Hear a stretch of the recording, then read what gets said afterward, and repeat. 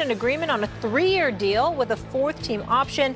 Another veteran, legendary coach has returned. Stephen A., what do you think of Pete Carroll as the head coach of the Las Vegas Raiders? I can't sneeze at this. I mean, listen, the man's a Super Bowl champion. I don't know if I'll ever forgive him for having Russell Wilson throw that pass instead of giving the ball to beast mode at the half-yard line. I'll never get over him and Bevell making that decision. But he's obviously an outstanding coach. He was an outstanding coach on the collegiate level. He's an outstanding coach on the pro level. He's experienced. He's young at heart, got a lot of energy. They thought it was time for a change in Seattle, and I don't blame them. After how many years was he there? 14 years, I believe. But in the end, what it comes down to is that he does know what he's doing. He does know how to be a head coach and a successful head coach in this league. There's no doubt about that, and the Raiders are in desperate need of that.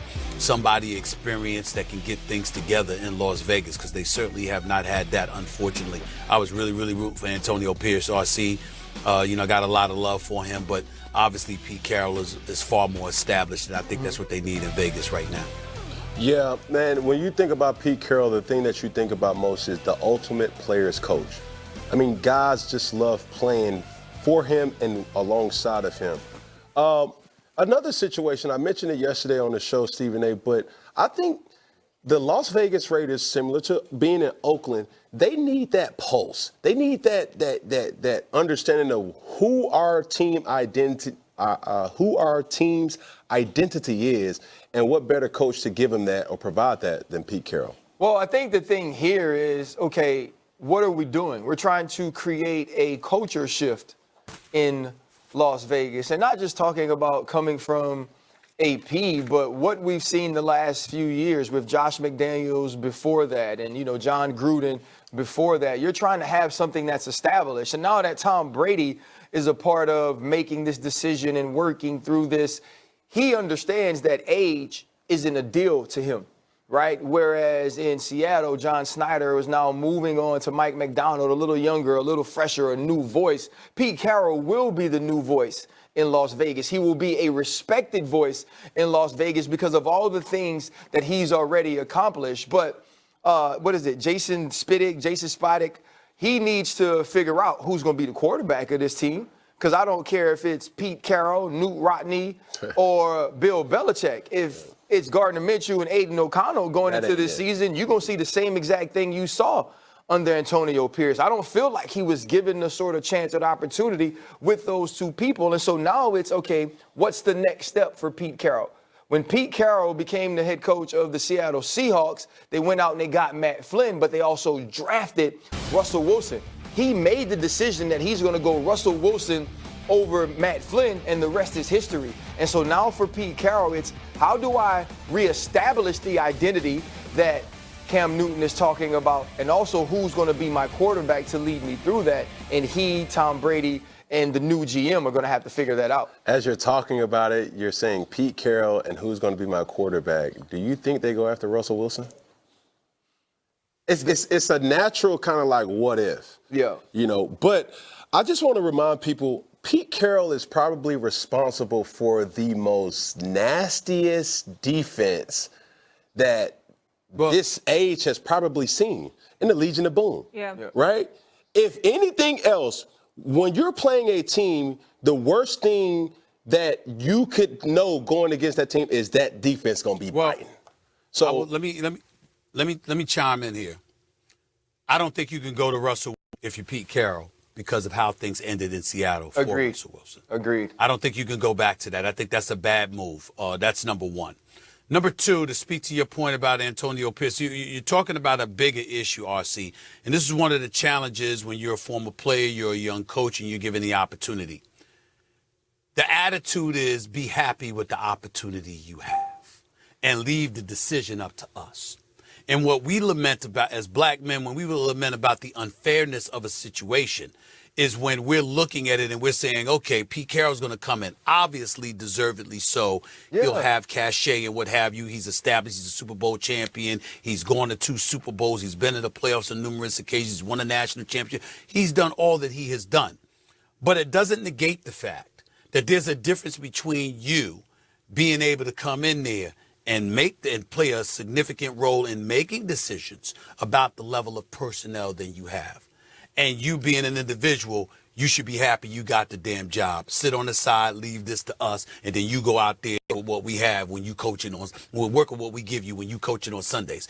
That's the difference between what Antonio Pierce was dealing with and what Pete Carroll is going to have to deal with. It's going to be a far better situation for Pete Carroll. We know he deserves it based on his resume, but nevertheless, that's the reality, and we would be remiss if we neglected to mention it. No, listen, absolutely. You look at the start of that season and what Tom Telesco, who was the former GM of the Las Vegas Raiders, decided on going with Gardner Minshew. At best, that was going to be your starter, and that's no way to enter a season. It's the reason Devontae Adams wanted out. It's the reason this offense looked the way it did. And so now you fast forward that to Pete Carroll. The entire organization is in a better situation than it was last year with having someone like Tom Brady, with going out and getting someone that worked under Jason Light at the Tampa Bay Buccaneers. You're already moving in the right direction. But no matter, like I said, who's the GM or next order of business is who is going to be the quarterback of this team. In 18 years as the head coach of a National Football League team, Pete Carroll has won a Super Bowl, went to 2 Super Bowls. Record is 170, 120, and 1, which is a 59% winning percentage.